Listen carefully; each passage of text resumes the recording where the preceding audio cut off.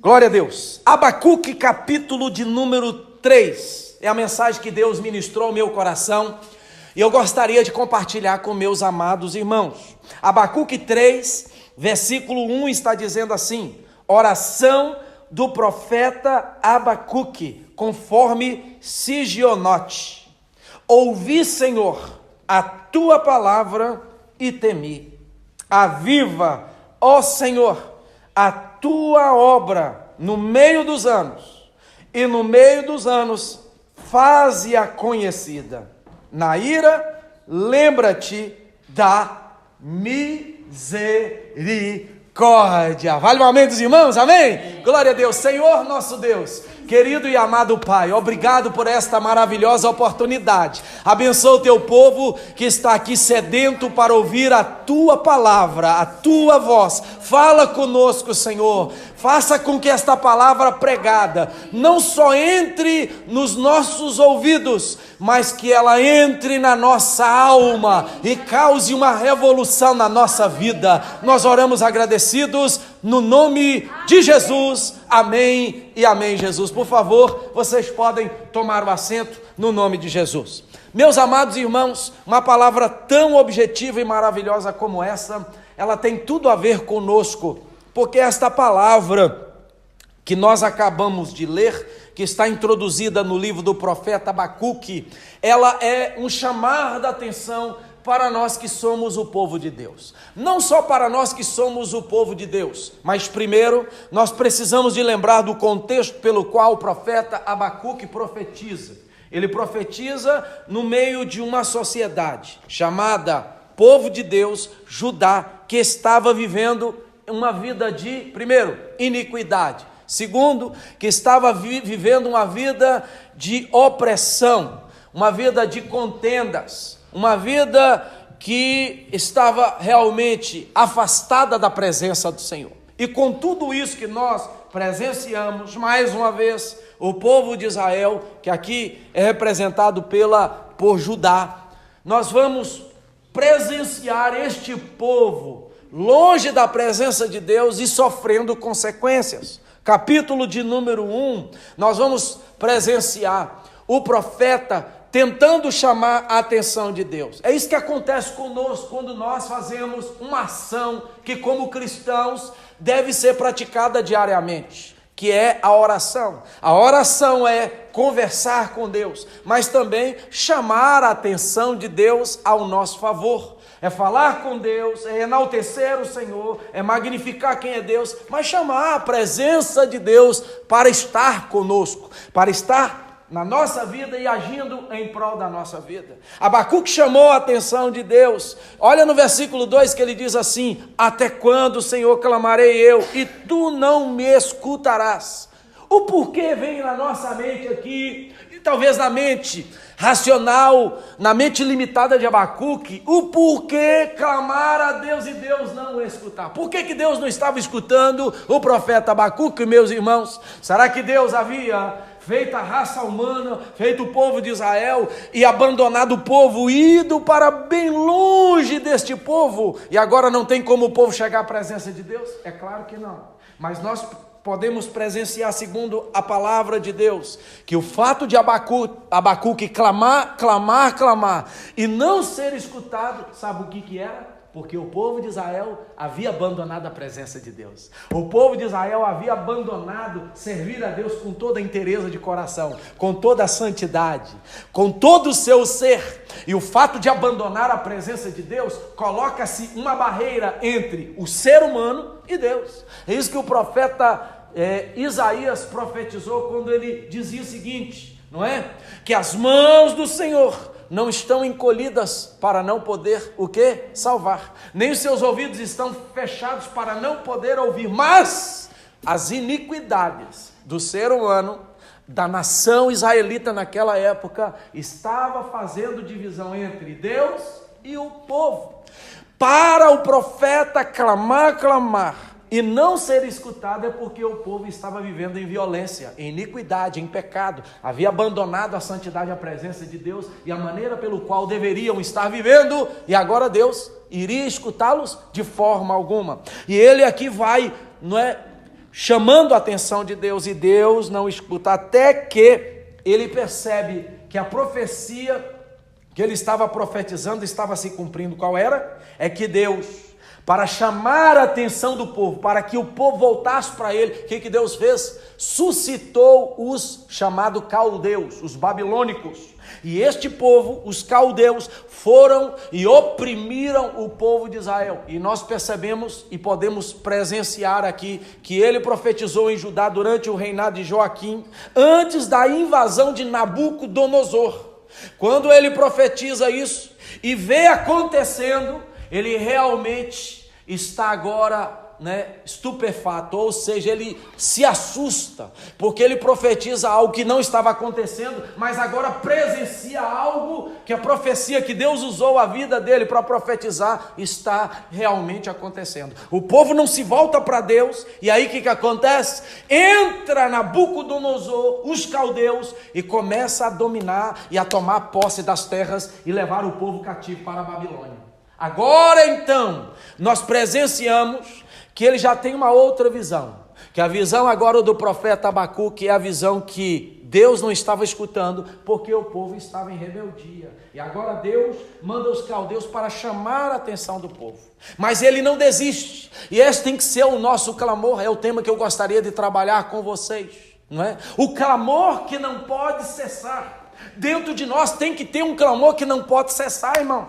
Dentro de nós tem que ter uma vontade de buscar a Deus que não pode cessar de buscá-la, que não pode cessar, não pode deixar de clamar ao Senhor. Dentro de nós tem que ter uma vontade de clamar por justiça, por ver a mão de Deus agindo em nosso favor, em favor das pessoas que nós estamos clamando. E é isso que aconteceu com Abacuque, aqui no capítulo de número 3. Aqui diz, oração do profeta quem? Abacuque, conforme Sigionote. Essa palavra Sigionote no original hebraico, traduzido para o português, não tem tradução, mas esta palavra aqui nos faz conexão, essa palavra Sigionote nos faz conexão com o versículo de número 19 do mesmo capítulo, que diz assim, escutem bem, ao diretor de música para meus instrumentos de corda. Ou seja, Sigionote era chamar a atenção sendo chamada pelo diretor da música, ou seja, o maestro chamava a atenção dos músicos que iriam tocar os instrumentos de corda, para que eles, na tonalidade correta, no ritmo correto, na música que foi empregada correta. Por quê? Porque o capítulo 3, segundo os estudiosos, era como se fosse um cântico, um salmo, um cântico que Deus deu a profecia a Abacuque e que seria cantado para chamar a atenção de Deus.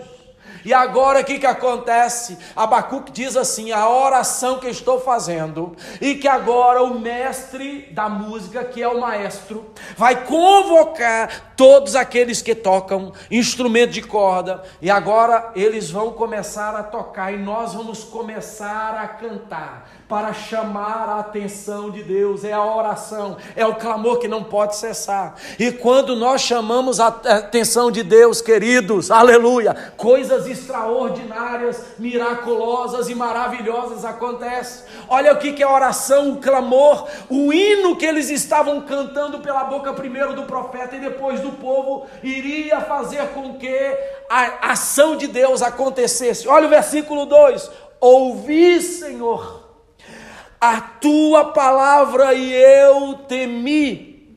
Aviva, ó Senhor, a tua obra no meio dos anos, e no meio dos anos faze-a conhecida. Ou seja, quando Abacuque ele escreveu e depois passou para o maestro fez a música, convocou os instrumentistas de corda e o povo e as pessoas, os vocais para cantar, e eles começaram a cantar a partir do versículo de número 3, que quer dizer os feitos de Deus no passado, trazendo alusão à mente do povo do que Deus tinha feito no passado. O que Deus tinha feito no passado? Abriu o mar vermelho, tirou o povo da mão do cativeiro de Israel, deu vitória aos reis, livrou da mão dos inimigos, curou enfermidades, transformou o quê? Transformou a fome do povo em maná caindo do céu, codornizes que era carne vindo, tantas maravilhas. Então agora, quando eles tocavam, quando eles cantavam e chamavam a atenção de Deus, o que queria acontecer? O coração de Deus, os olhares de Deus iria ser movido em relação àquele povo que estava longe da presença de Deus. E aqui nós usamos muito este texto para falar da obra de Deus, para falar daquilo que nós fazemos como obreiro. Olha aqui o versículo, está dizendo: a tua obra no meio dos anos. Mas essa tua obra não está relacionada à obra que Deus vai usar um missionário lá no campo, que Deus vai usar a igreja na obra missionária. Essa obra que está falando aqui é os feitos de Deus, é a obra de Deus, não a obra do homem, é a obra que Deus faz. E o que Deus pode fazer? Quando nós começamos a clamar, Deus pode curar, Deus pode salvar almas, Deus pode avivar uma igreja, Deus pode levantar pessoas com intrepidez, com unção, com graça. Deus pode resolver problemas, irmãos. Por isso que ele está dizendo aqui: Senhor, eu ouvi a tua palavra e o meu coração tremeu e eu temi, porque o temor é o princípio da sabedoria. Mas uma coisa eu quero pedir ao Senhor na oração dentro de mim, que não vai cessar, no clamor, na minha música que eu vou cantar ao Senhor: aviva, Senhor, a tua obra, aviva os teus feitos de novo, Senhor. Começa a fazer maravilhas na minha vida, Senhor. Faça maravilhas no meio do povo de Judá, porque quando, estou parafraseando, se eu fizer maravilhas no meio do povo de Judá, eles vão se despertar, vão avivar. Isso é avivamento. Sabe o que é avivamento? Avivamento é trazer a vida onde tem morte, é trazer a vida aquele que está imóvel, que está parado, que não faz nada, aparecendo uma múmia. Aí Deus acende o fogo no coração da pessoa e ela salta, e ela se levanta e começa a adorar, a servir a Deus, a voltar-se para o Senhor, a arder no coração a chama do avivamento das coisas do Senhor. Quando se lê o Salmo 23, não vai ser mais uma vez lendo o Salmo 23 como exemplo, mas vai ser a palavra viva de Deus que vai avivar o coração da pessoa, porque a palavra de Deus sempre vai renovar para aquele que Deus tirou da morte espiritual e trouxe o avivamento dentro dele, dentro dela. Quem está entendendo essa palavra pode dizer glória a Deus e pode dizer aleluia.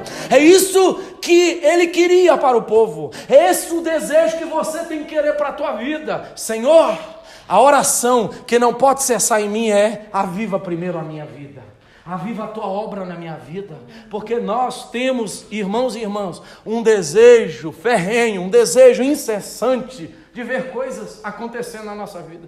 Quem gosta de continuar da mesma maneira, de só servir ao Senhor, de não acontecer nada? Ninguém. Mas todos nós queremos ou não queremos, claro que queremos, ver coisas acontecerem na nossa vida, orarmos, buscarmos a Deus e Deus manifestar o quê? Milagres na nossa vida. Todos nós queremos milagre. Quem quer milagre aqui? Eu quero milagre na minha vida. Eu almejo ver milagres, portas abertas, pessoas sendo transformadas, situações na minha família sendo resolvidas, familiares meus entregando as suas vidas para Jesus. Eu gostaria de ver milagres, mas, queridos, para nós vermos milagres, tem que ter um clamor incessante dentro de nós. Qual é o clamor? Senhor, Senhor, faça com que haja vida dentro de mim. Senhor, traga as tuas obras para avivar a minha vida. Senhor, traga milagres para poder avivar a minha vida. Se vocês começarem a clamar por um avivamento, avivamento é, olha o versículo de número 2, vou ler de novo para vocês, está dizendo: aviva, ó Senhor, a tua obra no meio dos anos. Se vocês falarem que a nossa imaginação, nosso pensamento, escuta, olha para cá, nosso pensamento como pessoas neopentecostais é: avivamento é só pular, falar em mistério, profetizar. A gente acha que avivamento é só isso. Avivamento, irmãos, é Deus começar a curar pessoas, é Deus começar a salvar pessoas. Avivamento é Deus começar a levar a igreja a viver uma mesma visão. Isso é avivamento, porque quando há milagres, quando há cura, quando há salvação, quando há unidade na igreja, isso é verdadeiro avivamento. E aí quando Deus derrama línguas, derrama dons, é a complementação daquilo que a igreja está vivendo. O que a igreja está vivendo? Conforme a boa, perfeita e maravilhosa vontade de Deus. Sabe por quê? Porque a igreja clamou e Deus manifestou as suas obras no meio da igreja. E aí surgiu o avivamento que a igreja tanto precisava. Quem está entendendo essa palavra? Por isso que a gente vê igrejas pequenininhas, obras pequenininhas, que pessoas começam a clamar sem cessar. E aí Deus começa a realizar as suas obras no meio da igreja. Quando Deus começa a realizar obras, começa a chegar pessoas e chegar, porque estão vendo as obras de Deus no meio do povo de Deus acontecendo. Isso é avivamento. Avivamento não é pular, escuta bem, isso é uma consequência da alegria que nós estamos sentindo de Deus estar fazendo coisas extraordinárias no meio da igreja. Isso não é avivamento. Achar que avivamento é só profetizar, só falar em mistério, só buscar batismo com o Espírito Santo. Não, avivamento é Deus começar a fazer coisas extraordinárias na minha, na sua vida e na vida de muitas outras centenas de pessoas. Quem está entendendo, diga amém, diga glória a Deus, amém? Aviva, Senhor, a tua obra no meio dos anos, e no meio dos anos faze-a o quê? Conhecida. Na ira, lembra-te da misericórdia. Vamos clamar, irmãos, sem cessar. O clamor que não pode cessar é o clamor de falar: Deus, aviva o pregador, faz obras na vida do pregador. Senhor, aviva o departamento de senhoras, aviva o departamento de homens, aviva os diáconos da igreja, aviva os jovens, Senhor, aviva o povo que louva o Senhor no altar. Senhor, aviva o meu esposo, aviva o meu filho. Sabe o que é avivamento? É Deus fazer milagres na vida deles e eles começarem a ter experiências marcantes e poderosas com esse Deus. Quem gostaria de ser avivado pelo Senhor? Eu gostaria de ser avivado. Peça o avivamento de Deus na sua vida, porque quando você pedir, clamar, este clamor que não pode cessar, sabe o que vai acontecer? Deus vai olhar para a sua vida, vai sarar o seu coração e vai começar a fazer coisas maravilhosas na sua vida, na sua casa e aonde você estiver, Deus vai fazer maravilhas. É isso que Deus quer. Avivar a obra dele na sua vida. E é isso que aconteceu com o povo de Israel. O povo de Israel foi avivado, e depois que o avivamento aconteceu, eles tiveram a oportunidade de voltarem novamente para a sua terra. Foi só depois das obras manifestas para restaurar a vida do povo que o povo pôde voltar. É tempo de clamar pelo avivamento de Deus nessa igreja. É tempo de você clamar: Deus, aviva o meu casamento, aviva os meus filhos, aviva os meus parentes. E aí, o avivamento que eu já falei para vocês, avivamento é Deus realizar coisas extraordinárias, Deus realizar feitos. Deus vai começar a fazer coisas extraordinárias, e vocês vão glorificar a Deus por tudo isso. Você crê nisso? Amém? Em nome de